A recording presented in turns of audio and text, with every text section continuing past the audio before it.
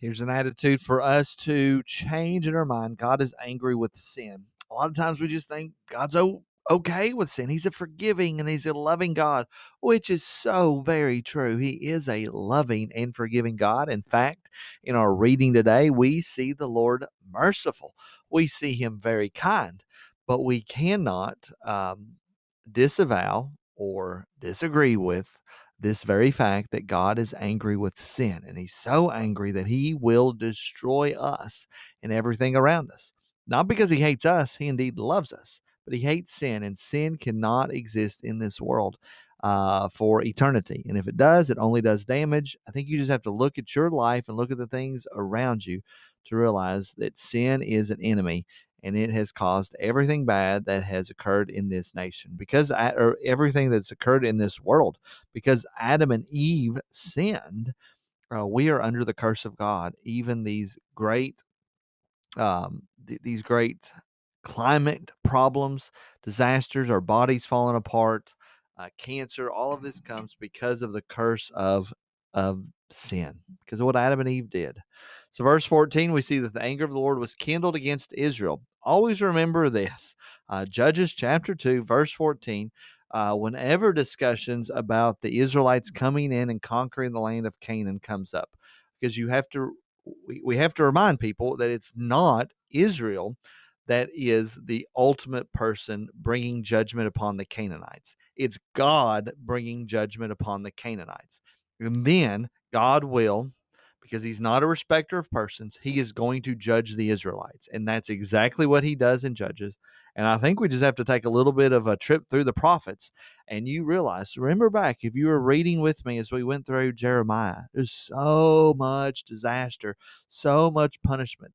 The Lord definitely gave Israel, uh, I would say even more so than what he gave to the Canaanites, consistently disciplining them. So we see now the anger is kindled against Israel because they are doing exactly what the Canaanites were doing.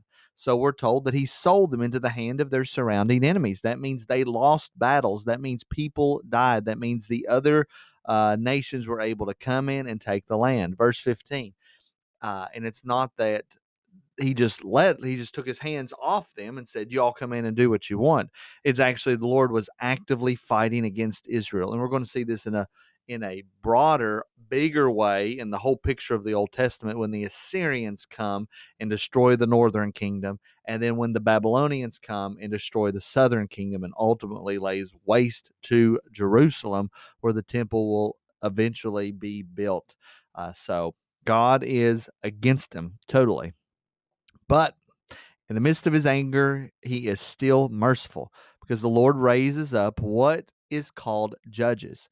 So we don't need to think of these as Supreme Court justice wearing a black robe.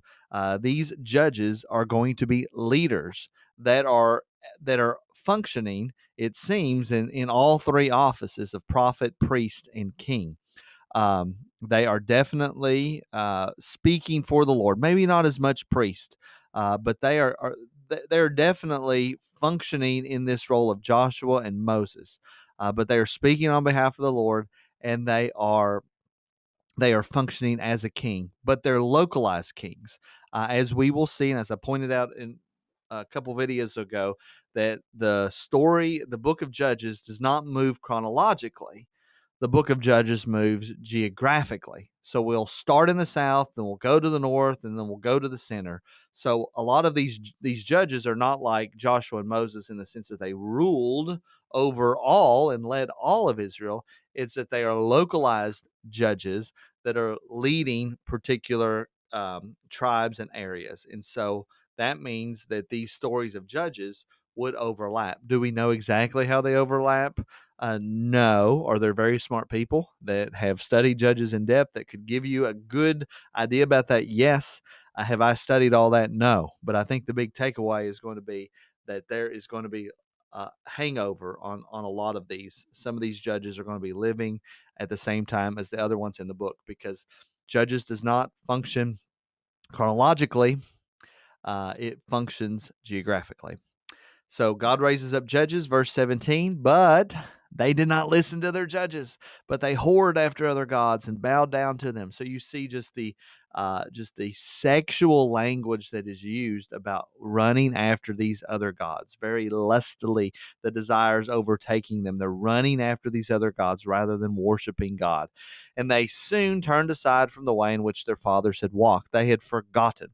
So here is verse 18 is a great summary of the book of Judges. Whenever the Lord raised up judges for them, the Lord was with the judge, and he saved them from the hand of the enemies all the days of the judge.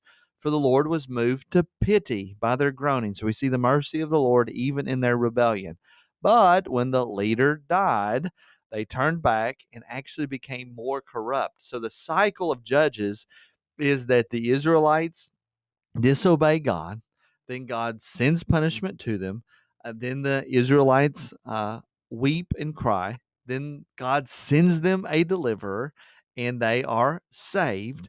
And then they disobey God again, but they are actually become more corrupt. So the cycles, as we run through the book of Judges, we are going to see the country, the nation, continue to get more corrupt and corrupt as we go along. And even the judges are becoming corrupt morally as well. And we'll see that as well. So God's not even giving them the leaders, He's giving them the leaders that they deserve, not the leaders that they need.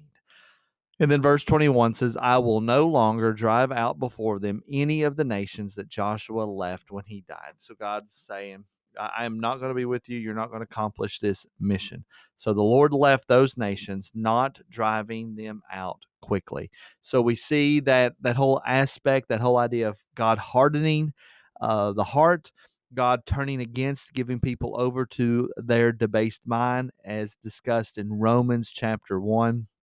We come to a point as a individual, come to a point as a society that God will give us over to our foolish thinking, and there's no hope of return. We're giving us over to our sin in our flesh. So be sure that you are not toying around, playing around with anything that is ungodly or unwise, because it will become a snare to you. It will become a thorn to you, and you will find yourself being pulled deeper and deeper into sin without even realizing it.